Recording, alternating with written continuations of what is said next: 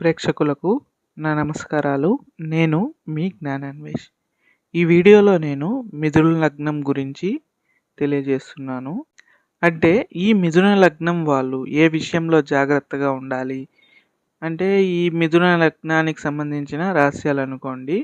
DNA astrology ప్రకారము మిథున లగ్నం అది సహజంగా డిఎన్ఏ అస్ట్రాలజీ ప్రకారం మిథునానికి సహజంగా చూసినట్టయితే గాసిప్ చేసే భావము లేకపోతే రాశి అంటారు. అంటే ఈ రాశి లగ్నంగా వస్తే ఏ విషయమైనా గానీ వైల్డ్ ఫైర్ లాగా స్ప్రెడ్ అవుతుంది. అంటే ఒక చిన్న నిప్పు రవ్వకి అడవి కాలినట్లుగా ఈ మిథున లగ్నం కలిగిన వారికి ఎవరైనా ఏదైనా విషయం చెప్తే దాన్ని సీక్రెట్‌గా ఎవరికీ చెప్పవద్దు అని చెప్పినా గానీ ఆ విషయం ఊరంతా తెలిసిపోతుంది.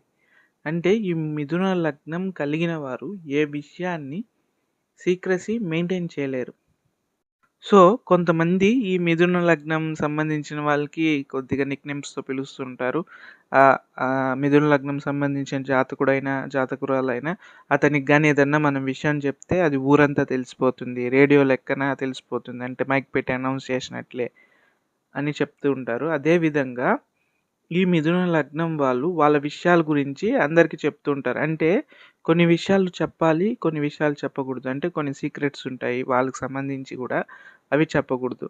మన గురించే కదా చెప్తాన్నాము అనేసి ఆ సీక్రెట్స్ కూడా ఈ మిథున లగ్నానికి సంబంధించిన వారు మిగిలిన వాళ్ళతో షేర్ చేసుకుంటారు. అది వాళ్ళకే బ్యాక్ ఫైర్ అవుతుంది.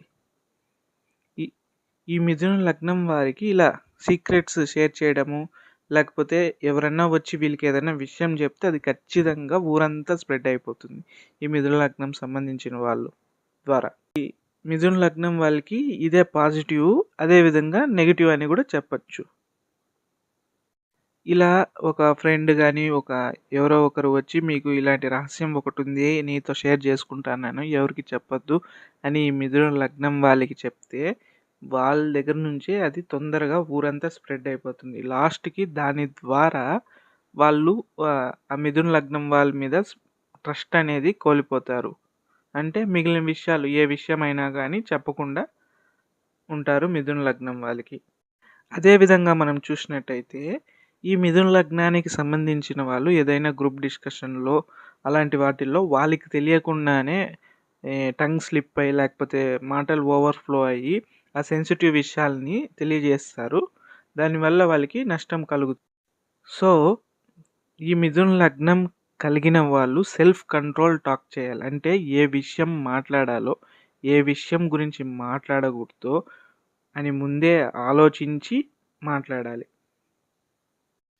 కొన్నిసార్లు ఈ మిథున లగ్నం వాళ్ళు వాళ్ళకి సంబంధించిన రహస్యాలను ఇతరులతో షేర్ చేసుకోవడం వల్ల అదే వాళ్ళకి బ్యాక్ ఫైర్ అయ్యి వాళ్ళని తక్కువ చేసి చూడడము అనేది జరుగుతుంది. తర్వాత ఈ మిథున లగ్నానికి సంబంధించిన వాళ్ళు అరే అనవసరంగా ఈ విషయం మనం కంట్రోల్ చేయాలనుకున్న కంట్రోల్ చేయలేకుండా చెప్పేసామే, దాని ద్వారా బాధపడుతూ ఉంటారు.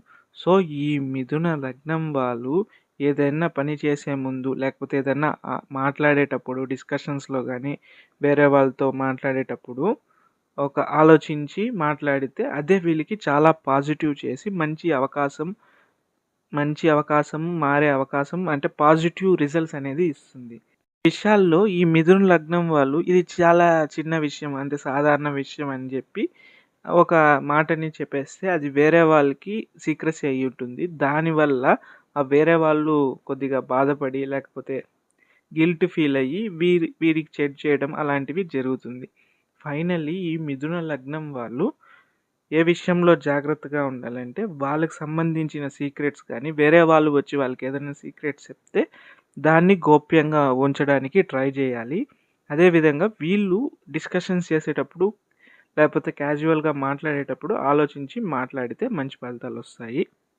అదేవిధంగా ఇంకొక విషయం చూసినట్టయితే ఈ మిథున లగ్నానికి సంబంధించిన ఇంకొక జాగ్రత్త ఏంటంటే ఈ మిథున లగ్నానికి సంబంధించిన వాళ్ళు ఫ్రెండ్స్ వలన వీళ్ళకి ఎటువంటి లాభం ఉండదు.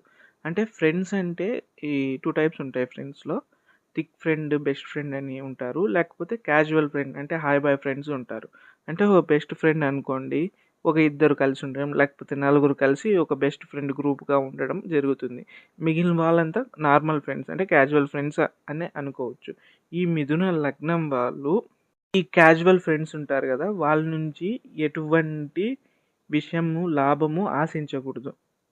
అదేవిధంగా ఈ మిథున లగ్నం వాళ్ళు ఈ ఫ్రెండ్స్ని నమ్మి మనీ అప్పు ఇవ్వడము, అదేవిధంగా ఏదైనా మనీ తీసేటప్పుడు వేరే వాళ్ళ నుంచి డబ్బులు తీసేటప్పుడు మధ్యలో పూచీగా ఉండడం, అంటే మధ్యవర్తిగా ఉండడం చేయకూడదు.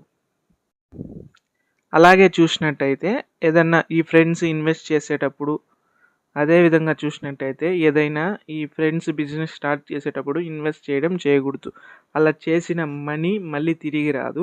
ఒకవేళ మీరు మధ్యవర్తిగా ఉండి వేరే మీ ఫ్రెండ్కి డబ్బులు తీసిచ్చుంటే, ఈ మిథున లగ్నం సంబంధించిన వాళ్ళు మధ్యవర్తిగా ఉండి వేరే వాళ్ళకి డబ్బులు తీసి ఇచ్చారనుకోండి, ఆ ఫ్రెండ్ ఎవరైనా కానీ, అమ్మాయి అయినా అబ్బాయి అయినా, వాళ్ళు ఆ డబ్బులు కట్టకుండా ఎత్తేస్తారు. లాస్ట్కి మీరు కట్టాల్సి వస్తుంది ఆ మనీ అనేది. సో ఈ మిథున లగ్నానికి సంబంధించిన వారు మనీ విషయంలో జాగ్రత్తగా ఉండాలి. ఒకవేళ ఫ్రెండ్స్కి, అంటే క్యాజువల్ ఫ్రెండ్స్కి ఏదైనా ఇన్వెస్ట్ చేయడంలో, అప్పు ఇవ్వడంలో కానీ ఇన్వాల్వ్ అయితే అక్కడి నుంచి మీకు మనీ తిరిగి రాదు. అదేవిధంగా ఈ ఫ్రెండ్స్ని నమ్మి ఏదైనా విషయంలో కానీ ఇన్వాల్వ్ అవ్వడం, లేకపోతే ఏదైనా మాట ఇవ్వడం చేస్తే, అంటే ఈ ఫ్రెండ్స్ని నమ్మి ఏదైనా ఒక విషయంలో ఇన్వాల్వ్ అవ్వడము, లేకపోతే ఏదైనా మాట ఇవ్వడం చేస్తే దాని ద్వారా వీళ్ళకి అవమానము, నష్టము కలుగుతుంది. సో ఈ మిథున లగ్నానికి సంబంధించిన వాళ్ళు హాయ్ బాయ్ ఫ్రెండ్స్ని నమ్మి ఏ విషయంలో ఇన్వెస్ట్ చేయడం మంచిది కాదు. అదేవిధంగా ఏ విషయంలో ఇన్వాల్వ్ కాకపోవడం మంచిది. అదేవిధంగా వాళ్ళ నుంచి ఎటువంటి లాభం ఆశించకుండా ఉంటే మంచిది. అదేవిధంగా ఇంకో విధం చూస్తే ఈ ఎల్డర్ సిబ్లింగ్స్ ఉంటారు, అదేవిధంగా చిన్నాన్న రిలేషన్ ఉంటారు కదా, ఈ మిథున లగ్నానికి సంబంధించిన వాళ్ళు, వీళ్ళ నుంచి కూడా వీళ్ళకి ఎటువంటి ఆదాయము, అనుకూలత ఉండదు, ప్రయోజనం కూడా ఉండదు. అదేవిధంగా ఈ ఎల్డర్ సిబ్లింగ్స్కి కానీ, ఈ చిన్నాన్నకి కానీ వీళ్ళు మనీ, అంటే మన బంధువులే కదా, మన రిలేషనే కదా అని మనీ కానీ అప్పుగా ఇస్తే అది తిరిగి రాదు.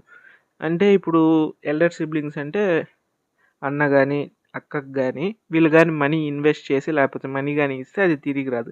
గోడకు కొట్టేసి సున్నం అనుకోవాల్సిందే, ఇంకా రాదు, దాన్ని వదిలేయాలి. లేకపోతే ఈ మిథున లగ్నానికి సంబంధించిన వాళ్ళు ముందే ఇవ్వకుండా ఉంటే మంచిది. అదేవిధంగా ఈ మిథున లగ్నం సంబంధించిన వాళ్ళు 11వ భావానికి సంబంధించిన కారకత్వ ఫలాలు ఎప్పుడు వీళ్ళు అనుభవించలేరు, అనుభవించిన నష్టమే వస్తుంది. అదేవిధంగా ఈ మిథున క్లియర్గా చెప్పాలంటే 11వ భావానికి సంబంధించిన ఆదాయము, లాభాలు వీళ్ళు అనుభవించలేరు. సో ఇవి మిథున లగ్నానికి సంబంధించిన రహస్యాలు. ఇంకా చాలా ఉన్నాయి, ఇక్కడ నేను బ్రీఫ్గా తెలియజేశాను. ఇప్పుడు నేను చెప్పిన అంశాలన్నీ మిథున లగ్నం కలిగిన జాతకులు ఉంటే వాటిలో అప్లై చేసి చూడండి. మరో వీడియోతో మళ్ళీ కలుస్తాను. మీ జ్ఞానాన్వేష్.